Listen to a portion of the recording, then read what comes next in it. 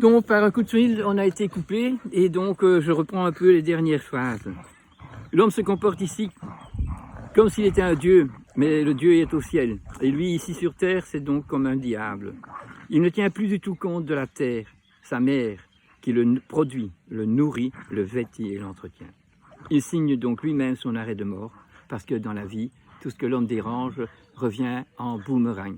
Les maladies qu'il provoque, les pollutions qu'il provoque, il ne sait pas en échapper lui-même. Il le cause à la nature de la plante, à la nature de l'animal, mais lui étant quand même au niveau corporel un animal, il va payer la note.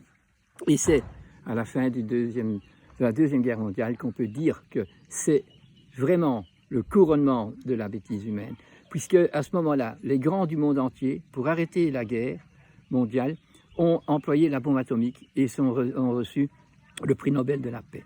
On emploie de l'énergie atomique, on casse les atomes pour avoir beaucoup d'énergie et on jette les déchets sans scrupule dans la mer.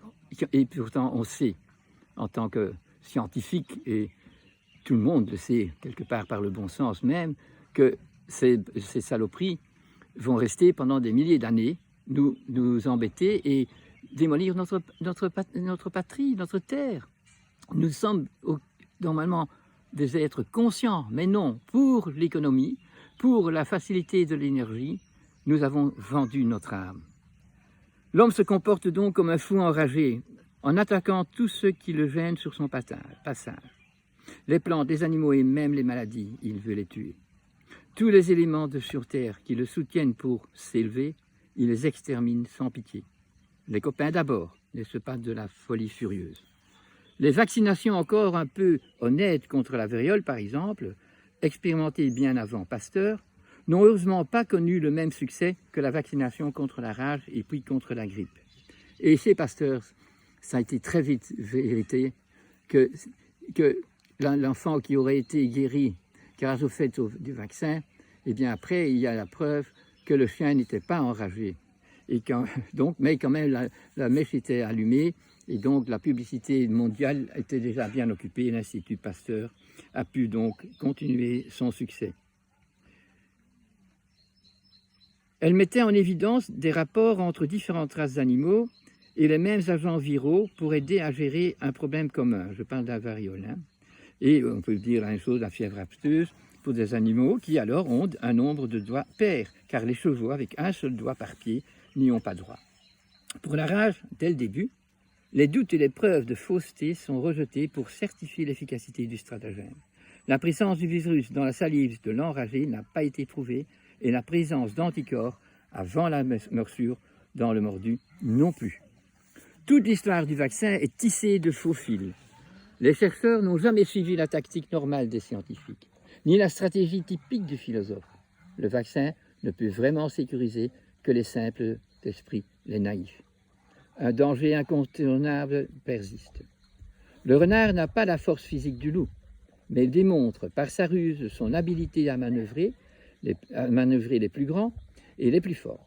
Actif, inventif, audacieux, il ne laisse rien au hasard, il contrôle tout sans être vu. Le monde des animaux est à l'origine une jungle dans laquelle nous, les hommes, avons abouti. C'est nous qui avons lâché les vrais animaux sauvages en les laissant sous l'ordre de leur majesté le félin lion. Nous sommes partis de la jungle, de cet endroit où le ciel est vert, parce qu'il y a des arbres au-dessous, pour former campagne, forêt et village où il ferait normalement bon vivre.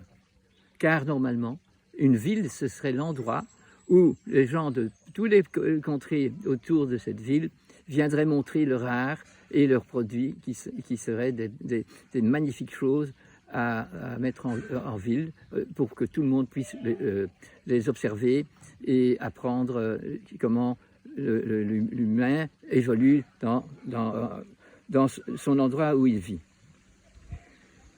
Nous avons demandé aux loups policiers de se transformer en chiens fidèles pour nous empêcher de faire contrebande avec la nature. Et au tigre, l'ordonnance, le prince de sa majesté, de prendre la forme exquise du chat domestique pour vérifier si nous allions rester dignes de nos bonnes intentions et garder nos habitations salubres. Ces deux carnassiers nous ont donc accompagnés jusque dans nos maisons.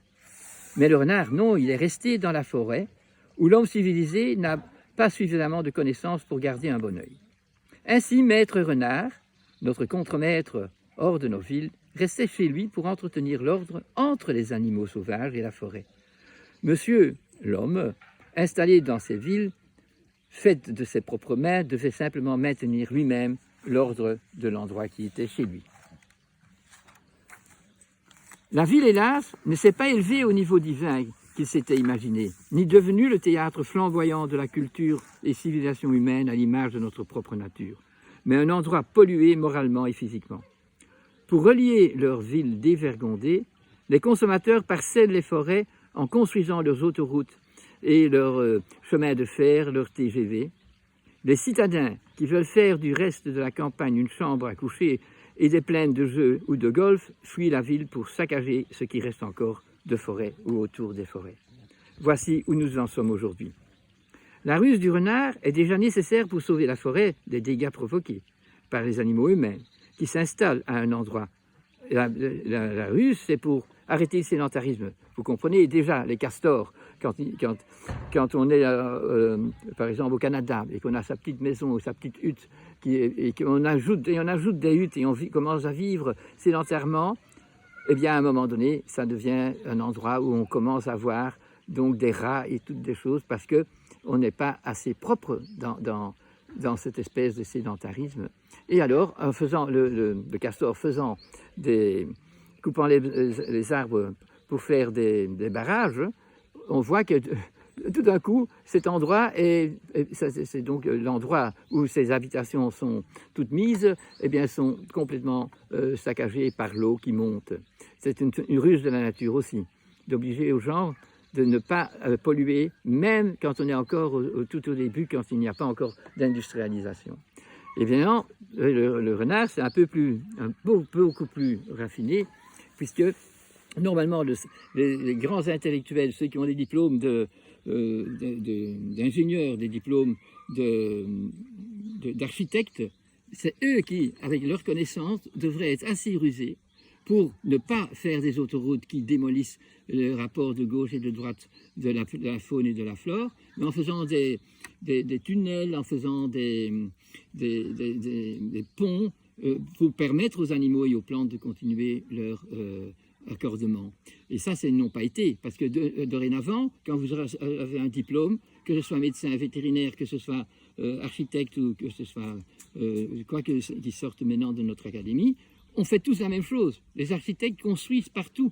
Ils peuvent construire partout parce que le béton qui est mauvais dans la construction, qui n'est pas l'art de vivre et qui n'aurait jamais été possible par des maîtres de bâtisseurs, eh bien maintenant tout est permis. Et il n'y a donc plus aucun endroit de la nature qui peut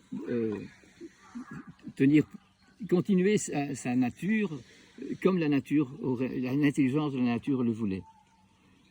À part l'ours, dans sa grotte, personne n'a le droit de s'installer définitivement dans la forêt et de s'approprier un domaine. Et c'est Maître Renard, qui n'a pas la force des autres prédateurs, ni l'organisation d'une meute, qui doit veiller à ce que le désordre dans la nature soit repéré, les dévasteurs reconnus et obligés de quitter leur installation. Si son apparition sur le lieu du crime ne suffit pas à faire fuir les coupables